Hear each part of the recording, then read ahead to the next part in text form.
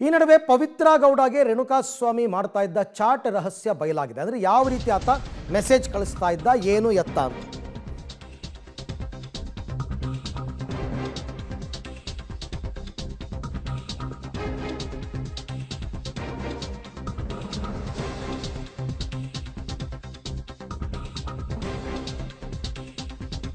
ಕಳೆದ 5 ತಿಂಗಳಿಂದ ಪವಿತ್ರಾಗೆ ಮೆಸೇಜ್ ಮಾಡ್ತಾ ಇದ್ದಂತೆ ರೇಣುಕಾಸ್ವಾಮಿ. ಫೆಬ್ರವರಿಯಿಂದ ಸುಮಾರು 200ಕ್ಕೂ ಹೆಚ್ಚು ಮೆಸೇಜ್ ಮಾಡಿದ್ದಾನೆ ಆತ.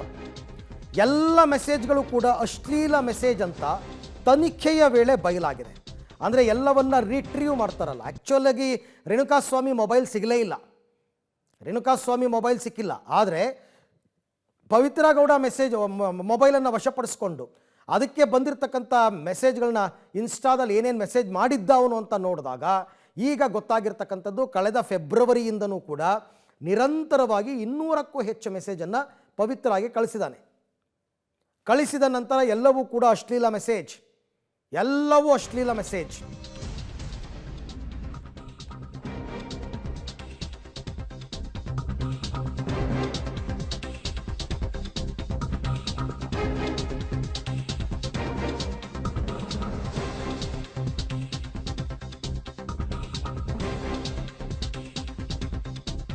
ನೋಡಿ, ರೇಣುಕಾಸ್ವಾಮಿ 200ಕ್ಕೂ ಹೆಚ್ಚು ಮೆಸೇಜ್ ಕಳಿಸಿದ್ನಲ್ಲ, ಅದ್ಯಾವುದಕ್ಕೂ ಕೂಡ ಪವಿತ್ರ ಗೌಡ ರೀಪ್ಲೇ ಮಾಡಿರಲಿಲ್ಲ. ರೀಪ್ಲೇ ಮಾಡದೇ ಇದ್ದದ್ದಕ್ಕೆ ಮೆಸೇಜ್ ಜೊತೆ ಅಶ್ಲೀಲ ಫೋಟೋನ ಕಳಿಸ್ತಾನೆ ಅವನು. ಇದರಿಂದ ಕೋಪಗೊಂಡು ವಿಷಯವನ್ನು ಪವನ್ಗೆ ಹೇಳ್ತಾರೆ ಪವಿತ್ರ ಗೌಡ. ಬಳಿಕ ಪವನ್ ಪವಿತ್ರ ಗೌಡ ರೀತಿಯಲ್ಲಿ ಚಾಟ್ ಮಾಡ್ತಾನೆ.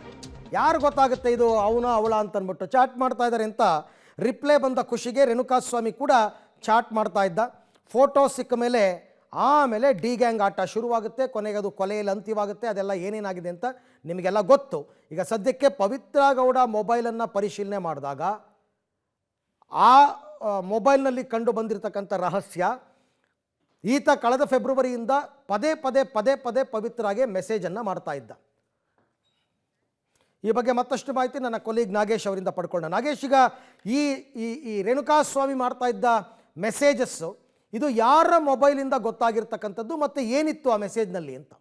ಅರವಿಂದ್, ರೇಣುಕಾಸ್ವಾಮಿ ಕೊಲೆ ಮಾಡಿದಂಥ ಸಂಪೂರ್ಣ ಘಟನೆ ನಡೆದೋಗಿದೆ. ಆದರೆ ರೇಣುಕಾಸ್ವಾಮಿ ಪವಿತ್ರ ಗೌಡಗೆ ಯಾವತ್ತಿನಿಂದ ಈ ಮೆಸೇಜ್ಗಳನ್ನು ಮಾಡ್ತಿದ್ದ ಅನ್ನುವಂಥ ಮಾಹಿತಿ ಈಗ ಪೊಲೀಸರ ತನಿಖೆ ವೇಳೆ ಹೊರಬಂದಿರುವಂಥದ್ದು. ಭಾಳ ಪ್ರಮುಖವಾಗಿ ಈಗ ಕೊಲೆ ಆಗಿರುವಂಥ ರೇಣುಕಾಸ್ವಾಮಿ ಮೊಬೈಲ್ ಸಂಪೂರ್ಣವಾಗಿ ಹಂತಕರು ಡೆಸ್ಟ್ರಾಯ್ ಮಾಡಿರುವಂಥ ವಿಚಾರ ಎಲ್ರಿಗೂ ಗೊತ್ತಿರುವಂಥ ವಿಚಾರ. ಆದರೆ ಪವಿತ್ರ ಗೌಡಿಗೆ ಮೆಸೇಜ್ ಮಾಡಿರುವಂಥ ವಿಚಾರ, ಅವಳ ಆರೋಪಿಯಾಗಿರುವಂಥ ಪವಿತ್ರ ಗೌಡ ಅವರ ಮೊಬೈಲನ್ನು ಪರಿಶೀಲನೆ ಮಾಡುವಂಥ ಸಂದರ್ಭದಲ್ಲಿ ಸಂಪೂರ್ಣವಾದ ಮಾಹಿತಿ ಸಿಕ್ಕಿದೆ ಅನ್ನುವಂಥ ವಿಚಾರ ಈಗ ಬೆಳಕಿಗೆ ಬರ್ತಿರುವಂಥದ್ದು.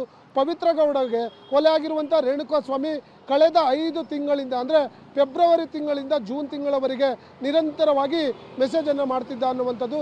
ಸುಮಾರು 200ಕ್ಕೂ ಅಧಿಕ ಮೆಸೇಜ್ಗಳನ್ನು ಪವಿತ್ರ ಗೌಡಗೆ ಕೊಲೆ ಆಗಿರುವಂಥ ರೇಣುಕಾಸ್ವಾಮಿ ಮಾಡಿದ್ದಾನೆ ಅನ್ನುವಂಥ ವಿಚಾರವೂ ಕೂಡ ಆ ಮೊಬೈಲ್ ಪರಿಶೀಲನೆ ವೇಳೆ ಬೆಳಕಿಗೆ ಬಂದಿರುವಂಥದ್ದು. ಅದರಲ್ಲೂ ಕೂಡ ಭಾಳ ಪ್ರಮುಖವಾಗಿ ಈತ ಮಾಡಿರುವಂಥ ಅಷ್ಟೂ ಮೆಸೇಜ್ಗಳು ಕೂಡ ಅಶ್ಲೀಲವಾಗಿರುವಂಥ ಮೆಸೇಜ್ಗಳು ಅನ್ನುವಂಥದ್ದು ಪೊಲೀಸರ ತನಿಖೆ ವೇಳೆ ಮೊಬೈಲನ್ನು ಪರಿಶೀಲನೆ ಮಾಡಿ ನೋಡಿದಂಥ ಸಂದರ್ಭದಲ್ಲಿ ಗೊತ್ತಾಗಿರುವಂಥದ್ದು. ಅದರ ಜೊತೆಗೆ ರೇಣುಕಾಸ್ವಾಮಿ ಏನು ಈ ಒಂದು ಮೆಸೇಜ್ಗಳನ್ನು ಮಾಡಿರ್ತಾನೆ, ಅದಾದ ನಂತರ ಯಾವುದಕ್ಕೂ ಕೂಡ ಪವಿತ್ರ ಗೌಡ ಅವರು ರಿಪ್ಲೈ ಮಾಡೋದಿಲ್ಲ. ಆ ಕಾರಣಕ್ಕೆ ಈತ ಅಶ್ಲೀಲವಿರುವ ಒಂದು ಫೋಟೋವನ್ನು ಪೋಸ್ಟ್ ಮಾಡಿ ಕಮೆಂಟ್ ಮಾಡುವಂಥ ಕೆಲಸವನ್ನು ಮಾಡ್ತಾನೆ. ಅದಾದರೂ ಕೂಡ ಪವಿತ್ರ ಗೌಡ ರಿಪ್ಲೈ ಮಾಡಲ್ಲ. ಆ ಕಾರಣಕ್ಕೆ ಇವನ ಅತಿಯಾದ ಮೆಸೇಜ್ಗಳಿಂದ ಕೋಪಗೊಂಡಂಥ ಪವಿತ್ರ ಗೌಡ ನೇರವಾಗಿ ತನ್ನ ಮನೆಯಲ್ಲಿ ಕೆಲಸಕ್ಕಿದ್ದಂಥ ಪ್ರಕರಣದ ಆರೋಪಿಯಾಗಿರುವಂಥ ಪವನ್ಗೆ ವಿಚಾರವನ್ನು ಹೇಳ್ತಾಳೆ.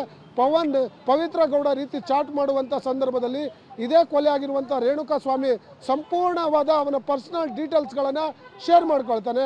ಅದಾದ ಬಳಿಕ ಡಿ ಗ್ಯಾಂಗ್ ಆತನ ಬೆಂಬಲಕ್ಕೆ ನಿಂತು ಅಲ್ಲಿಗೆ ಕೊಲೆ ಮಾಡಿ ಅಂತ್ಯಗೊಳಿಸಿದ್ದಾರೆ ಅನ್ನುವಂಥ ಮಾಹಿತಿ ಈಗ ಇರುವಂಥದ್ದು.